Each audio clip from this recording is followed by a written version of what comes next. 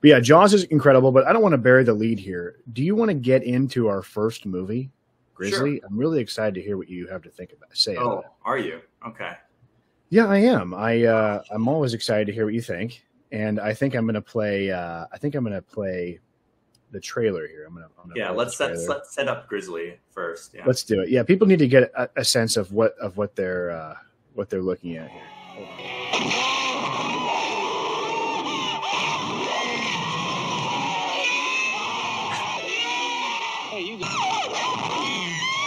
on. Grizzly.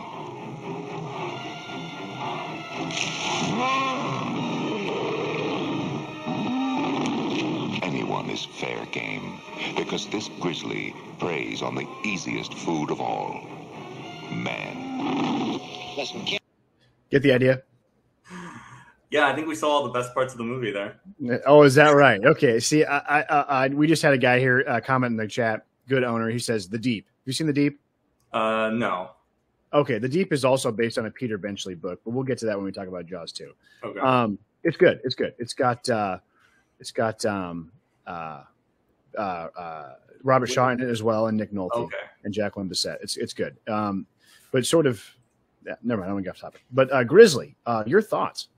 Sure. So, I think it took me 4 times to make it through this. I'm not kidding. Get out of here. Come on. I fell asleep 3 out of the 4 times watching this. I found it super cheap, super boring, not impressed. Wrong.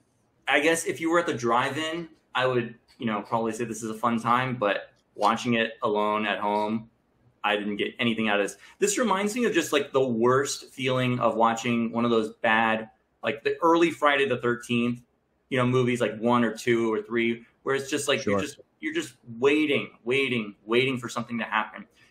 And I think this goes to show not about how good a movie like Jaws is, and even by extension, I'd say Jaws 2 and Alligator, is that the filler material in between the kills is worth watching. It's interesting. It has something that you can get into and get involved with and follow and kind of enjoy and laugh. Here, I had no interest in any of the characters. I couldn't tell you anything about what they did or who they were. All I remember is the ending, which was good, and that's it. Yes. Bazooka to the bear. Yeah, Bazooka's great. I have that clip. I've got that clip lined up. But on Grizzly, I see where you're coming from. Like I was watching Orca and I was thinking, I don't like this movie really that much. But every movie from the 70s I do like. There's just something about it. And the thing I like about Grizzly is that I think it has a good sense of place. Are you correct about this, the filler? Yes. Every other scene is our horrible capitalist mayor character saying, "You're not doing getting the grizzly right. You got to do the." I mean, it's ridiculous. The guy offers no solutions, but he's just mad from the jump at our lead character, right? He's sort of the Brody stand-in. He's a sheriff, played by. Is he a sheriff or a ranger? He's a ranger. He's like the head ranger, essentially. And he's the sheriff of the town. I mean, come on, ranger is the mayor. Important distinction, in the park forest system. I'm with you. So I like Grizzly. I really liked I like the Scotty character. In the movie, we get a character played by Richard Jaeckel, who is sort of like the bear whisperer, grizzly man style guy, who is all about bears, and he has sort of like the shamanistic respect for the bear, right? What do you think about the kill scenes in the film? To me, they were I thought they were rather shocking. There were some moments like when that woman gets killed, the guy's girlfriend, where there's a great dolly shot through this giant campground of all these people that you saw at the very opening of the trailer. And it ends with 2 sort of like homely 70s people making out, and then they decide they're going to have sex, very slasher style. The girl goes in a tent. She starts putting on perfume, because that's what you do, right? And because if you smell bad, the mood is just totally soured. So and then the grizzly bear pulls her out of the tent or something. Like I said before with the special effects, it's like really vague. There's like a arm and stuff. And then she's just sorry, go ahead. She's like hanging there suspended, like screaming, like she's possessed by like a demon, and you're like, oh my God, it's surprisingly brutal and violent. The first kill is 2 young, pretty girls out camping together, right? And they get killed by the grizzly. And then a small child gets his leg ripped off by the grizzly and his mother is eaten. And it's really pretty, it lives up to the sort of double entendre of its title, in my opinion. I would say the only complaint I have, and yes, the kills are the best part of the movie, but I would say that they feel like they use the same stock footage of the wildlife bear like 800 times in this movie, interspliced. So these things are edited to death for the kill scene. So yeah, you see exactly. Yeah. It looks like that, and then you see a arm, which we saw in the trailer clip, a paw swatting somebody. You see an extreme close up of the person struggling. Then next shot, there's blood on their face. You never see like an actual like claw. There's no makeup either. No. When Scotty has sort of like an unceremonious death, it's just like they like turkey basted like 3 drops of blood on his face. I'm like, I did that in high school. And then they're on the floor. They're on the floor dead. And it's like, okay, great. You weren't captivated by Christopher George's and his relationship with the cherubic woman who runs the hotel or whatever? No, not at all. And her dad spends too much money on wine or something? Like, I mean, I hate to say it, but like maybe if there was a little bit more sex appeal in the movie, that would have helped it. Like they do. Well, get 2 hotties at the beginning. And then you have the hot campground ranger gal who goes to the waterfall and is going to have fun time. It's always in the 70s, a really spectacularly beautiful woman and like some like really average looking like balding man. Yes. Right? Or they got the perm usually if they have hair. Balding indicates sort of like a masculine energy. So he's obviously packing. But yeah, you get the murder of the park ranger, the pretty park ranger girl in the waterfall where you don't see much, but you get the classic blood in the water kind of thing because the grizzly, you know. Now, let me ask you this. Did we ever get I can't remember, did they ever say why the grizzly's crazy? No, I think it's something to do with lack of food or too many campers or something? I'm not sure. Because the movie makes a lot of it. They talk a lot about how there's way too many campers in the forest or something. Is it supposed to have some kind of environmental message of, preserve the forest because we're encroaching on the grizzly's territory? And I was thinking when I was watching Grizzly, I go, there's really, it's kind of souring my idea of the environmental message driving the draw of these movies because there's not a lot there. It's like, you would think they would say something like, we ate the grizzlies, we're eating his food. So he's, right. But that's not, but you get a line from the helicopter person who's like a non-entity, the helicopter driver in the movie at the beginning where he's flying and he goes, that was a nice shot. I like the intro with the helicopter flight. That was nice. Let's keep this land. This land might last longer or something, so there's sort of like an environmentalist hint. Yeah. And the reason I bring up the environmental, go ahead. Oh no, I was going to say just bear attack movies. I feel like you're very limited too with what you can do and how far you can take it. And again, I usually go for these types of movies, especially the older ones like this. But I would say that I had a lot more fun with Cocaine Bear, which came out this year. I would recommend that one. It takes this like and notches it up 20 points. Got it. Because with a whale or a shark, you can sell me on the idea that like, I can't shoot it. It just went underwater. Yeah. But with a bear just literally goes like this. He just makes himself a giant multiple times, and it does nothing. It's not hyped up on anything heightened on anything. Yeah, he didn't get cocaine from a plane or anything. Like exactly, and it's not mutated like the alligator. Or like the movie Prophecy. We're going to touch on, I think, some other movies that we left out of our definitive list here, like the movie Prophecy, a John Frankenheimer film with Talia Shire. Where there's a mutant giant bear killing everybody, but it's because there's a paper mill that's putting chemicals in the water, so it turned him into a super evil bear, right? Okay, we don't get that a little bit more. The movie was made because I thought about the cheapness too. It was made by a company called Film Ventures International, which has a reputation as a movie studio that basically made rip-off films of like popular movies and got them out real quick. Like we said, this is 76. This is right after Jaws. Mm-hmm. Right. I'll tell you the thing I like about Grizzly is I do like the actors in it. Even if their characterization is thin, they are appealing movie presences to me. You can tell that this Christopher George was probably some kind of like TV cowboy actor. Interesting. I'm not. I don't know. I'm not sure. I'm looking at his. His. Oh, he's got. He was in the Rat Patrol. Okay.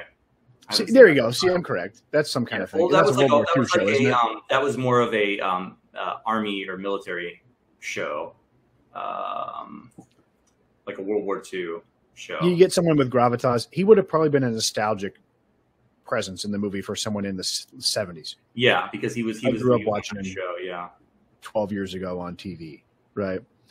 And then the guy who plays the Richard Jaeckel, I thought his character was cool. I didn't know why he had to like die, and his death was very like not that. Like, he gets up, and you're like, yes, he's alive. He's not dead. After the bear buries him in the ground. Right. Well, because you gotta have a big body count for these movies. Otherwise, there's nothing there. They come through for you on that, dude. They come through for you. They come through for you on the body count.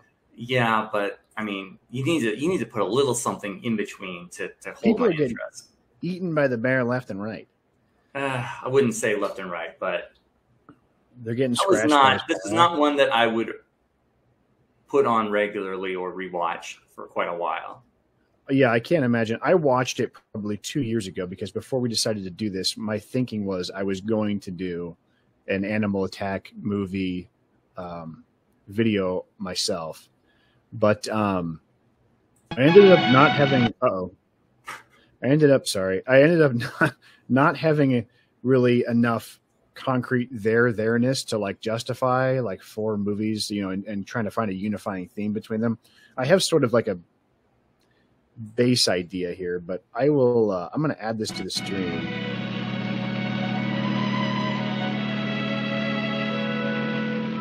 Let's skip to the end. Letterboxd, it looks like you rated this movie 5 stars.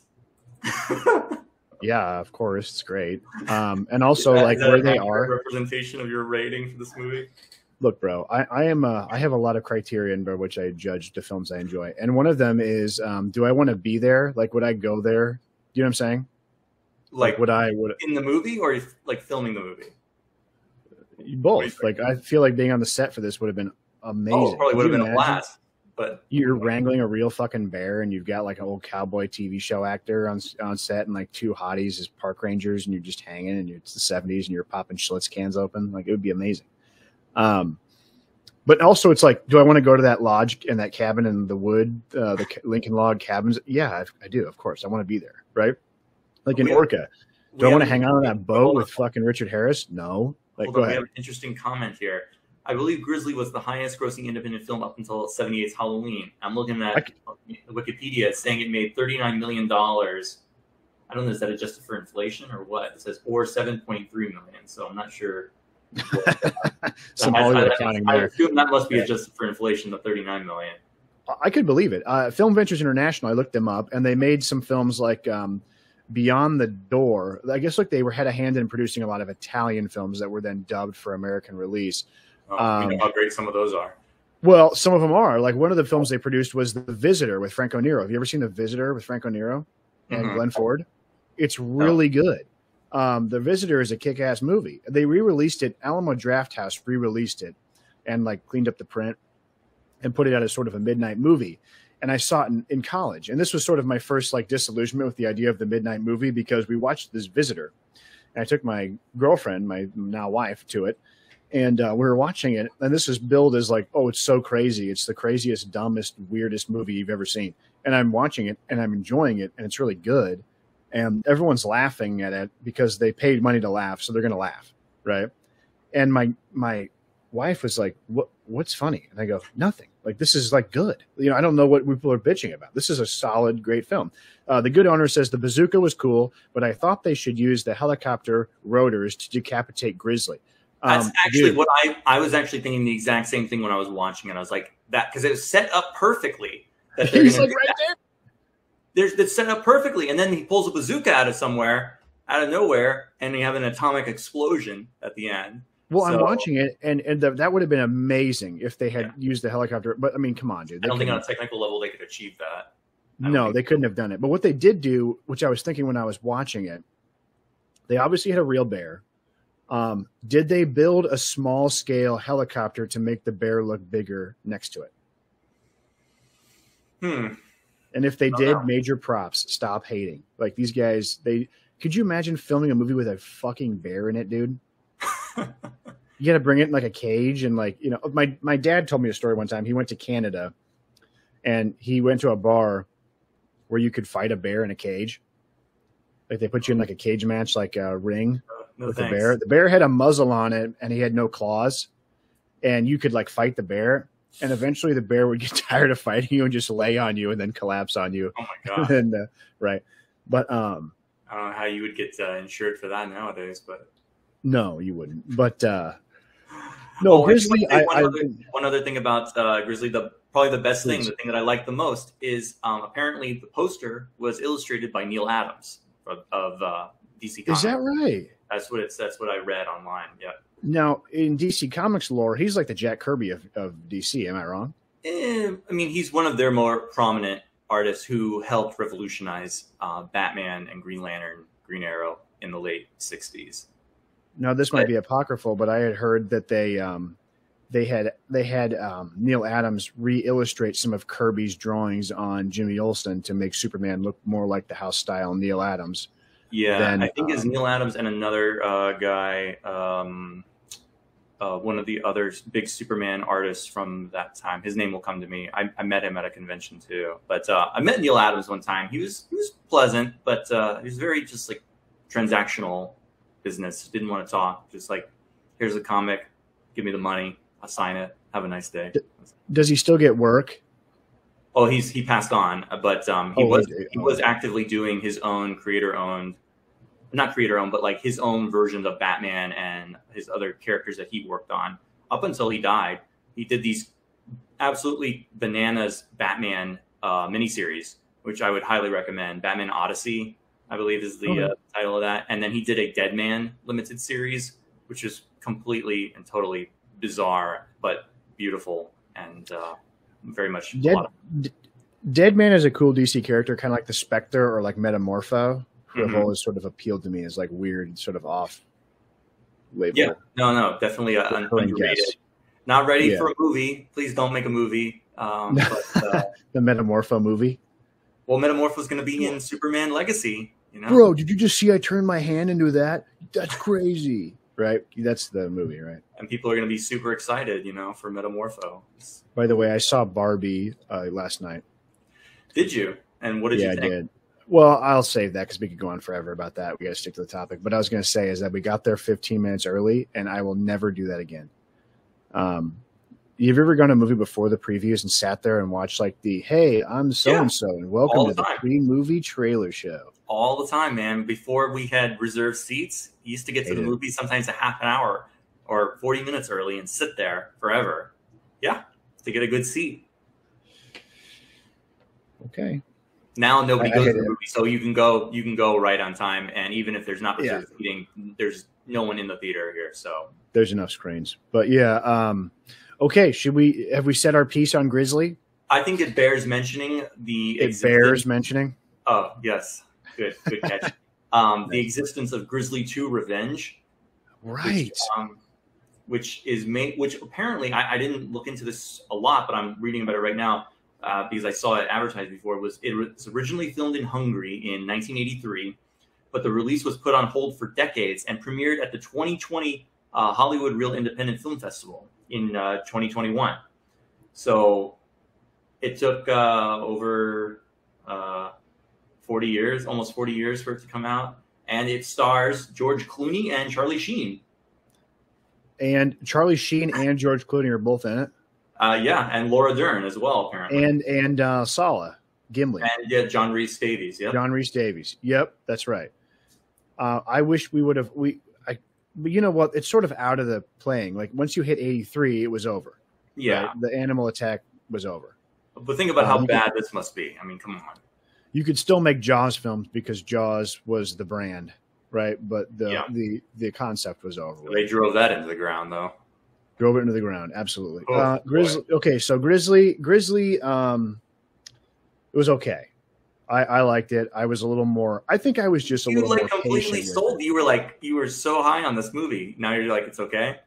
Well, I mean, it is okay. I mean, I'm not trying to bullshit everybody here, but like, it's okay.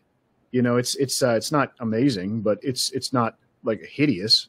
You have to really be into super like drive-in style movies for this. This has to be your thing, I think. I think it looked like it had to me with the little budget they had. Mindset for this too. They had a lot of cast members. They had to deal with a bear. They had a lot of outdoor scenes that looked great. They filmed it in widescreen. It's in anamorphic. That always elevates, your movie.